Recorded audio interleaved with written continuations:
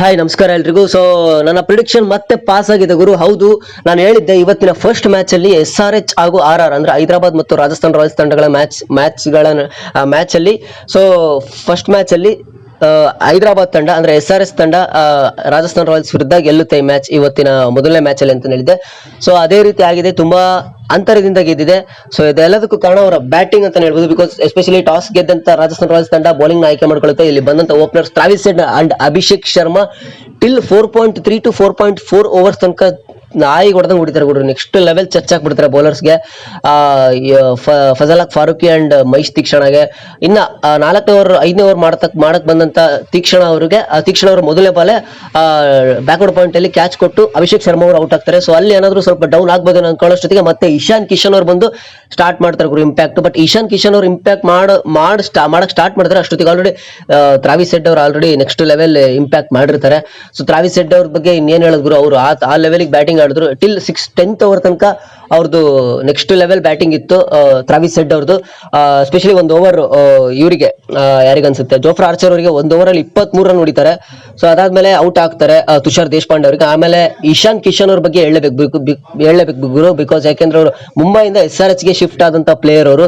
So ಅವ್ರಿಗೆ ಒಂದು prove ಮಾಡ್ಕೊಳಕ್ ಒಂದು ಅವಕಾಶ ಬೇಕಾಗಿತ್ತು. ಸೊ ಅವರು ಅದೇ ರೀತಿ ನೆಕ್ಸ್ಟ್ ಲೆವೆಲ್ ಅವಕಾಶನ ಪ್ರೂವ್ ಮಾಡ್ಕೊಂಡಿದ್ದಾರೆ ಇಶಾನ್ ಕಿಶನ್ ಅವರು. ಅಂಡ್ ಅದೇ ತರ ಟ್ರಾವಿಸ್ ಹೆಡ್ ಕೂಡ ಅಷ್ಟೇ, ಅವ್ರ ಬಗ್ಗೆ ಮಾತಾಡಂಗಿಲ್ಲ. ಲಾಸ್ಟ್ ಇಯರ್ ಕೂಡ ತುಂಬಾ ಚೆನ್ನಾಗಿ ಬ್ಯಾಟಿಂಗ್ ಆಡಿದ್ರು. ಈ ಇಯರ್ ಕೂಡ ಅದನ್ನೇ ಕಂಟಿನ್ಯೂ ಮಾಡ್ತಾ ಇದ್ದಾರೆ, ಎಲ್ಲೂ ಕೂಡ ಅವ್ರದ್ದು ಡ್ರಾಪ್ ಆಗಿಲ್ಲ. ಇನ್ನ ಇವರೆಲ್ಲರ ಒಂದು ಬ್ಯಾಟಿಂಗ್ ಡೆಪ್ತ್ ಇಂದ ಟೋಟಲ್ ಸ್ಕೋರು 286 ಆಗುತ್ತೆ 20 ಓವರ್ಗೆ. ಸೊ SRH ತಂಡದ್ದು ಇದು ಒಂಥರ ಟಾಪ್ ರೆಕಾರ್ಡ್ ಬ್ರೇಕಿಂಗ್ ಸ್ಕೋರ್ ಇದು. ಬಿಕಾಸ್ ಲಾಸ್ಟ್ ಇಯರ್ RCB ಮೇಲೆ ಹೊಡೆದಿದ್ರು ಚಿನ್ನಸ್ವಾಮಿ ಸ್ಟೇಡಿಯಂ ಅಲ್ಲಿ. ಬಟ್ ಈ ಸತಿ ಮತ್ತೆ ರಾಜಸ್ಥಾನ್ ರಾಯಲ್ಸ್ ವಿರುದ್ಧ ಆ ರೆಕಾರ್ಡ್ ನ ಬ್ರೇಕ್ ಮಾಡಿ 286 ಹೊಡೆದ್ರು. ಎನ್ರಿಚ್ ಕ್ಲಾಸನ್ ಅವರು ಕೂಡ ತುಂಬಾ ಚೆನ್ನಾಗಿ ಬ್ಯಾಟಿಂಗ್ ಆಡಿದ್ರು. ಇನ್ನ ಬೌಲಿಂಗ್ ಬಂದಂತ SRH ತಂಡ, ಸೊ ಇವರಿಗೆ ಸ್ಟಾರ್ಟಿಂಗ್ ಪವರ್ ಪ್ಲೇ ನಲ್ಲೇ 3 ವಿಕೆಟ್ ತಗೊಳ್ಳೋ ಒಂದು ಅವಕಾಶ ಸಿಕ್ಬಿಡುತ್ತೆ. ಸೊ ಅಲ್ಲೇ ಸ್ವಲ್ಪ ಮೈನಸ್ ಆಗುತ್ತೆ ರಾಜಸ್ಥಾನ್ ರಾಯಲ್ಸ್ಗೆ. ಇಲ್ಲಿ ರಿಯಲ್ ಪರಾಗ್ ಆಗಿರ್ಬೋದು ಅಂಡ್ ಓಪನಿಂಗ್ ಬಂದಂತ ಯಶಸ್ವಿ ಜೈಸ್ವಾಲ್ ಆಗಿರ್ಬೋದು ಯಾರು ಕೂಡ ಇಂಪ್ಯಾಕ್ಟ್ ಮಾಡಲ್ಲ. ಸೊ ಸ್ಕೋರ್ ನ ಯಾರು ಹೊಡಿಯಲ್ಲ. ಸೊ ಇಲ್ಲಿ ಸಂಜು ಸ್ಯಾಮ್ಸನ್ ಅವರು ತುಂಬಾ ಚೆನ್ನಾಗಿ ಬ್ಯಾಟಿಂಗ್ ಆಡ್ತಾರೆ. ಸೊ ಸಂಜು ಸ್ಯಾಮ್ಸನ್ ಅವ್ರಿಗೆ ಅವರು ಮತ್ತೆ ಅದ್ರ ಜೊತೆಗೆ ಬಂದಂತ ಧ್ರುವ ಜೂರೆಲ್, ಸೊ ಇಬ್ರು ಜೋಡಿಯಿಂದ ಒಳ್ಳೆ ಸ್ಕೋರ್ ಬಾರಿಸ್ತಾರೆ. ಬಟ್ ಅವ್ರು ಎಷ್ಟೇ ಸ್ಕೋರ್ ಬಾರಿಸ್ತಾ ಇದ್ರು ಕೂಡ ಅಲ್ಲಿ ಪ್ರೆಷರ್ ಅನ್ನೋದು ಇದ್ದೇ ಇರುತ್ತೆ. ಬಿಕಾಸ್ ಇದು ಚೇಸಿಂಗ್ ಆಗಿರೋದ್ರಿಂದ. ಸೊ ನೀವು 10 ಓವರಿಗೆ 120 130 ಹೊಡೆದ್ರು, ಚೇಸಿಂಗ್ ಮಾಡ್ತಾ ಇರೋದು 286. ಸೊ ಹಾಗಾಗಿ ಪ್ರೆಷರ್ ಇದ್ದೇ ಇರುತ್ತೆ. ಸೊ ಇಲ್ಲಿ ಹೊಡಿಲೇಬೇಕಾಗಿರುತ್ತೆ. ಸೊ ಆದ್ರೂ ಕೂಡ ತುಂಬಾ ಟ್ರೈ ಮಾಡಿದ್ರು. ಎಸ್ಪೆಷಲಿ ಸಂಜು ಸ್ಯಾಮ್ಸನ್ ಅವರು ಪ್ರತಿ ಓವರ್ ನಲ್ಲೂ ಏನಿಲ್ಲ ಅಂದ್ರೆ ಒಂದು 6 ಒಂದು ಬೌಂಡ್ರಿ ಬರ್ತಾನೆ ಇತ್ತು. ಅಂಡ್ ಧ್ರುವ ಜೂರೆಲ್ ಅವ್ರ ಬಗ್ಗೆ ಮಾತಾಡಲೇಬೇಕು ಗುರು.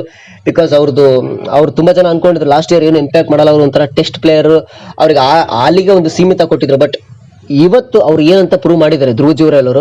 ಸೊ ಎಂತ ಸ್ಕೋರ್ ಇದ್ರು ನಾನು ಚೇಸಿಂಗ್ ಮಾಡಕ್ಕೆ ಟ್ರೈ ಮಾಡ್ತೀನಿ, ಚೇಸಿಂಗ್ ಆ ಗುರಿನ ಬೆನ್ನಟ್ಟಕ್ಕೆ ನನ್ನ ಹತ್ರ ಸಾಮರ್ಥ್ಯ ಇದೆ ಅನ್ನೋದನ್ನ ಧ್ರುವ ಜೂರೆಲ್ ಅವರು ತೋರಿಸ್ಕೊಟ್ರು.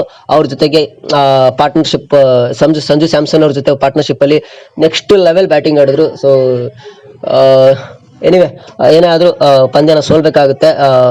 ಪಂದ್ಯನ ಸೋತ್ರು ರಾಜಸ್ಥಾನ್ ರಾಯಲ್ಸ್ ತಂಡ.